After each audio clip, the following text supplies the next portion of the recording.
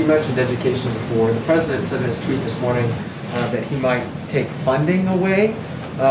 First of all, why would he want to take funding away from schools? Second of all, which funding is he referring to specifically? And thirdly, what authority does he have to do that, given that most public schools are funded by local property taxes? So I would note that what I said to Kristen just a bit ago, he wants to increase funding and CARES for education, but he's looking at potentially redirecting that to make sure it goes to the student, and it is most likely tied to the student and not to a district where schools are closed. And I would note that he said this is something he may consider in the tweet. I heard what you said with regard to CARES, but with regard to the president, he was saying that as I guess a threat if Democratic governors or officials don't open schools in the way that he wants them. I'm just wondering, again, what authority he would use to do that and which specific funds he's targeting. Yeah, not in the ways that he'd want them to open. He wants them to reopen altogether. He wants students to be welcomed back to these schools because there are real consequences. Let's be clear about what we're talking about here. We're talking about a situation where you have the American Academy of Pediatrics talking about the negative impacts of children not in schools. Learning deficits is among them.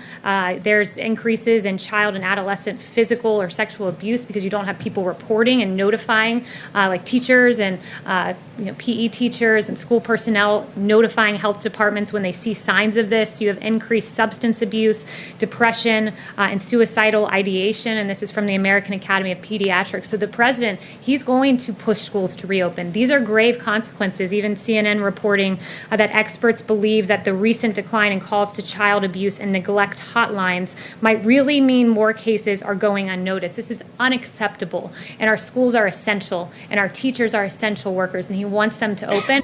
Ah ja, genau. Als Trump drohte, die Finanzierung für Schulen zu kappen, meinte er eigentlich, dass er sie erhöhen wollte. Klar wie Kloßbrühe. Hier haben wir wieder einmal Trumps Pressesprecherin, die sich völlig verbiegen muss, um Trump verteidigen zu können. Dieses Mal nach Trumps Drohung, finanzielle Mittel für Schulen zu streichen, wenn sie nicht wieder öffnen. Mitten in einer Pandemie. Auf Twitter hat er geschrieben, in Deutschland, Dänemark, Norwegen und Schweden sind die Schulen geöffnet, ohne Probleme. Die Demokraten glauben, es sei politisch schlecht für sie, wenn die Schulen in den USA vor den Novemberwahlen eröffnen. Aber es ist wichtig für Kinder und Familien. Könnte Mittel streichen, wenn sie nicht eröffnen? Lasst uns das mal genauer anschauen. Warum öffnen Deutschland, Dänemark, Norwegen und Schweden ihre Schulen, aber nicht die USA? Vielleicht, aber nur vielleicht, liegt es an den Fallzahlen. Deutschland hatte gestern 298 Fälle, Dänemark 10, Norwegen 11 und Schweden 57. Die Vereinigten Staaten von Amerika 55.442. Könnte das etwas damit zu tun haben, warum diese Länder ihre Schulen eröffnen und die USA nicht? Wer weiß das schon genau. Außerdem haben Länder wie Deutschland das Virus von Anfang an ernst genommen. Es wurde viel getestet, gab genug Masken, Politiker, die Abstandsregeln empfohlen und auch selbst eingehalten haben. Die USA hatten allen nichts von dem. Trump möchte also am Vergnügen teilhaben, ohne vorher die Arbeit erledigt zu haben.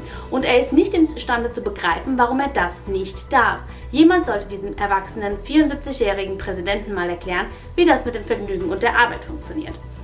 Neben dieser Absenz von gesundem Menschenverstand erhebt Trump gegenüber den Demokraten den Vorwurf, die Pandemie zu politisieren.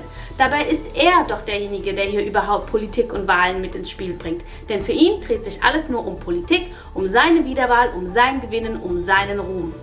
Und ganz ehrlich, für die Demokraten geht es nicht um Politik. Es geht darum, Kinder während einer Pandemie nicht in die Schule zu schicken. Punkt. Die Tatsache, dass Trump selbst nach 130 Toten das noch nicht verstanden hat, zeigt das Ausmaß des Problems. Als wäre der erste Tweet nicht schon genug, schickt er noch hinterher, dass er die Maßnahmen der solchen Schutzbehörde als zu überzogen findet und sich mit Mitarbeitern der Behörde treffen wird, um Druck auszuüben. Trump möchte also nicht einmal Maßnahmen von der Behörde befolgen, die nur dafür da ist, die Sicherheit der Menschen zu gewährleisten.